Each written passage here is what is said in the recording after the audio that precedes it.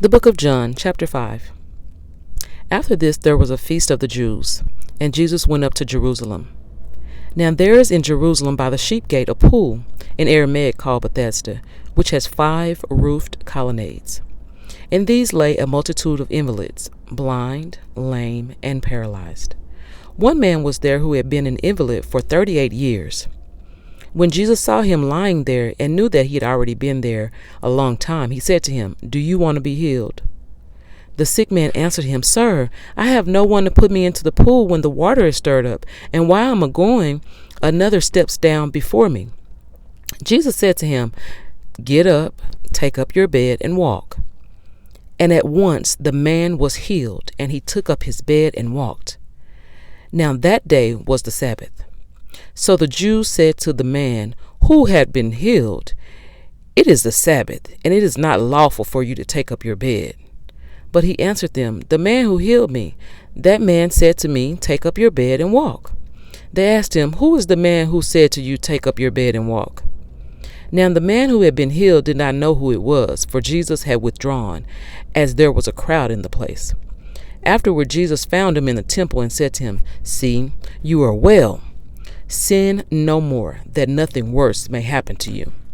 The man went away and told the Jews that it was Jesus who had healed him. And this was why the Jews were persecuting Jesus, because he was doing these things on the Sabbath. But Jesus answered them, "My Father is working until now, and I am working." This was why the Jews were seeking all the more to kill him, because not only was he breaking the Sabbath, but he was even calling God his own Father, making himself equal with God.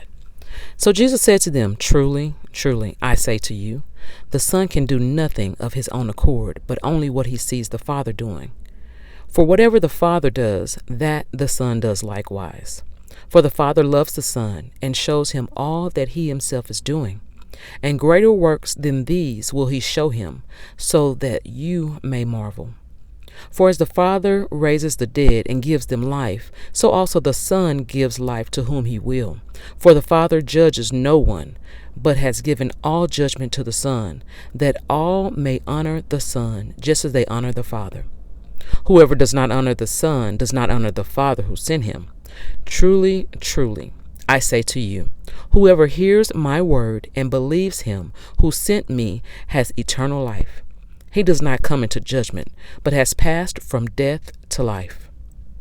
Truly, truly, I say to you, an hour is coming, and is now here, when the dead will hear the voice of the Son of God, and those who hear will live. For as the Father has life in himself, so he has granted the Son also to have life in himself.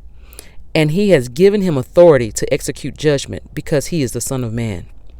Do not marvel at this, for an hour is coming when all who are in the tombs will hear his voice and come out, those who have done good to the resurrection of life, and those who have done evil to the resurrection of judgment.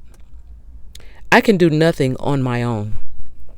As I hear, I judge, and my judgment is just, because I seek not my own will, but the will of him who sent me. If I alone bear witness about myself, my testimony is not true. There is another who bears witness about me, and I know that the testimony that he bears about me is true. You sent to John, and he has borne witness to the truth. Not that the testimony that I receive is from man, but I say these things so that you may be saved. He was a burning and shining lamp, and you were willing to rejoice for a while in his light. But the testimony that I have is greater than that of John.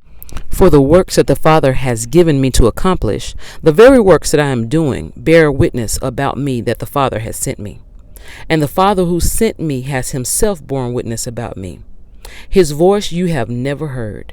His form you have never seen. And you do not have his word abiding in you, for you do not believe the one whom he has sent.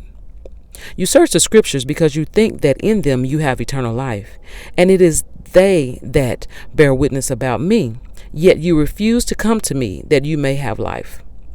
I do not receive glory from people, but I know that you do not have the love of God within you. I have come in my Father's name, and you do not receive me. If another comes in his own name, you will receive him. How can you believe when you receive glory from one another and do not seek the glory that comes from the only God? Do not think that I will accuse you to the Father. There is one who accuses you, Moses, on whom you have set your hope. For if you believed Moses, you would believe me, for he wrote of me. But if you do not believe his writings, how will you believe my words?